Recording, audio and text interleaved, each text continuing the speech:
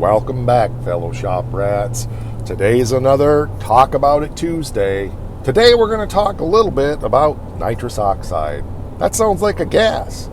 Let's watch the show intro. We'll see you in just a few seconds. I'm Mike, and this is My Cars Shop. It's funny because even as a kid back in the 70s, I remember watching a movie, and I don't remember what movie it was, but this particular escape car that a criminal had nitrous, and when they would hit the nitrous button, the car would go from 100 miles an hour to 700 miles an hour and be almost uncontrollable, and people in the car would be terrified. And, well, you know what? There is a lot of BS out there about nitrous oxide and how it works and what it does. I mean, even if you've seen movies like The Fast and Furious, it's not really rooted in reality when it comes to nitrous oxide. I know I've always referred to the nitrous setup on my Pro Street Dart GTS as a chemical big block. It's a 200 horse shot, and it's definitely noticeable, but it certainly isn't terrify you, make you mess your pants kind of kick when you step on the button. But that's not really what I want to talk about yet. I feel like we need to kind of strip away some of the BS that surrounds nitrous oxide and then talk about what it really is, how it works, what it does, and what's required to make it happen. I remember back in the 1990s being at our local drag strip, and there was a 66 Chevelle, which is the car that actually inspired the color for my car, owned by a fellow named Danny Scott. And if you're familiar with the fastest street car in America shootout, then that name is probably familiar to you because he won that title several years back in those days. Well, Danny was at Ubley Drag Strip. Ubley, not ugly. Ubley is a very legendary drag strip in the drag racing world, and the Ram Chargers did a lot of stuff there back in the day. And, well, it's a classic racetrack. Anyway, Danny was there doing some test and tune on his Chevelle, and that car was stupid fast and had massive amounts of nitrous in it. I do not know how many pounds of nitrous oxide that car would go through in 1/4 mile pass, but it was a lot. I remember watching that car launch, and he would come out to about the 60-foot mark when he would hit one of the stages of nitrous. I don't know if it was the first or the second, or I don't know.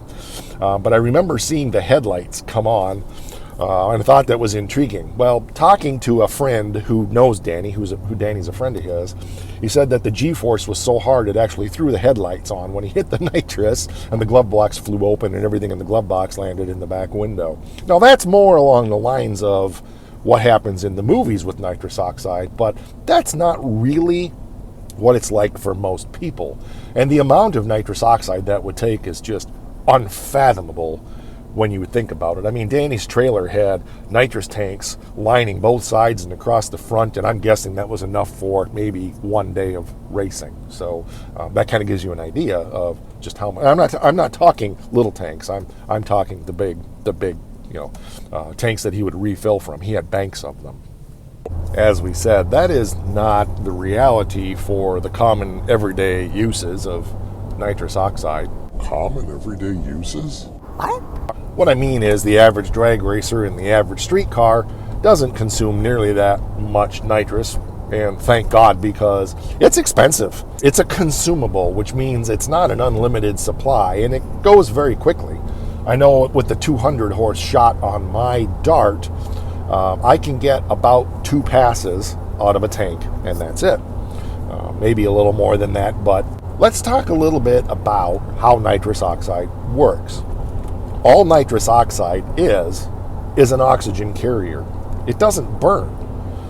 When you inject nitrous into your car, if you don't add fuel with it, you're going to have one really big explosion because the engine will lean out and the fire will become faster than the engine can consume, and it will come right out the intake and blow your carburetor through the hood and onto the trunk or something like that if the explosion is big enough.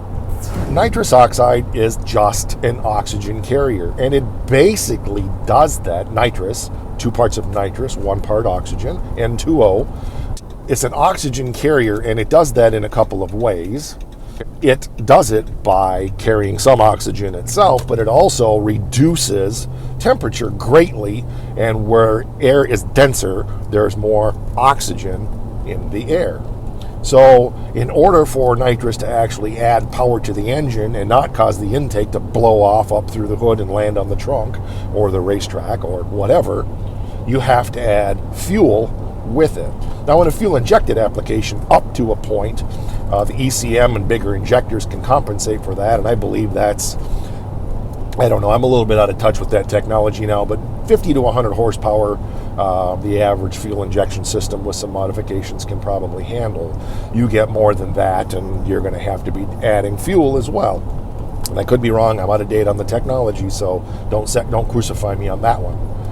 But the second thing then is, of course, on a carbureted engine. It is very doubtful that you're going to add much nitrous oxide at all to a carbureted engine without having to add fuel. So you have plate systems and port systems and all kinds of different ways of doing that. But almost every one of those systems is going to have both a nitrous injector and a fuel injector. It's not a fuel injector like a fuel injector, but it's a thing that injects fuel. And it's a mixed ratio to keep you at Your stoichiometric, I can't even say the word. it's a big word like gymnasium. Stoichiometric efficiency, and keep that air-fuel ratio good so that you don't like turn your engine into a big blob if it doesn't backfire because it's too lean and melts everything down, or you go the other way and be too rich if you have too much fuel and cause things to flood out, and that's not good either. Port systems have a nitrous injector and a fuel injector on every port in the engine, like my GTS has.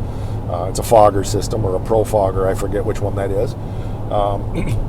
Plate systems just have a plate that goes under the carburetor and injects 1 line of nitrous and 1 line of fuel. And then blower systems are a bit different. They usually have a big plate that goes under the blower, between the blower and the blower intake, and the nitrous is injected. I believe there's 8 injectors on each side for that, of nitrous and fuel. What's this really cool looking spidery thing that goes under the blower? And the reason they do that there is because with the blowers tend to heat the air up, and they believe there's more efficiency when you cool that air down coming out of the blower with the nitrous, and you can pack even more oxygen. They say the power adder coming out of a blower plate on a nitrous plate on a blower is significantly more than you would get if you just poured injected that nitrous. Let's face it, if you're going to inject any significant amount of nitrous, and I believe the recommended number is 125 horsepower, you better start adding some stronger parts in your engine, like better crank, forged pistons, etc., etc.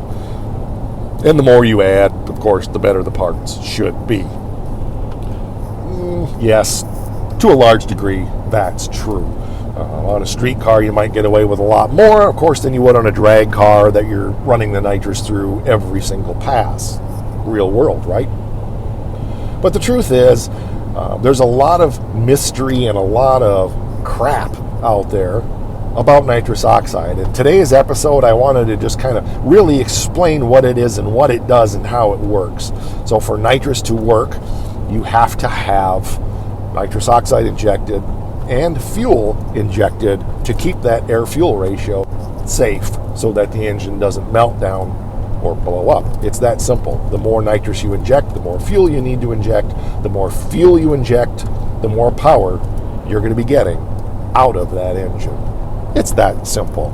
All right, thanks for watching. I appreciate it. We're over on the Face thing. We're over on Insta thing /MyCarShop. We're here on the You thing because you're watching. Like, subscribe, share.